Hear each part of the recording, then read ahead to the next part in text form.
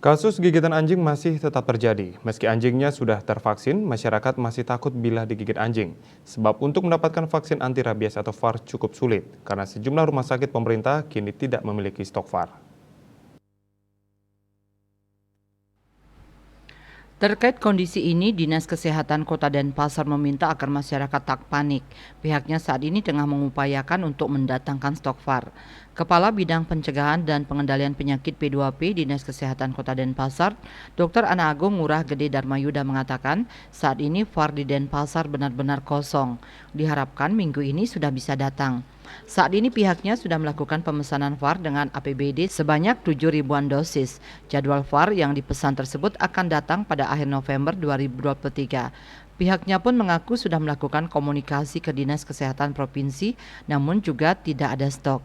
Pihak Kemenkes Provinsi sudah melakukan amprah ke pusat namun belum datang. Meskipun demikian, pihaknya mengimbau agar masyarakat tak perlu panik. Karena menurut SOP penanganan gigitan anjing, penggunaan VAR ini sesuai dengan indikasi. Setiap ada kasus gigitan, yang utama adalah melakukan perawatan luka dengan mencuci luka hingga bersih dengan sabun dan air mengalir selama 15 menit. Kemudian dilakukan evaluasi luka dan juga anjing jika anjing tersebut merupakan peliharaan sendiri.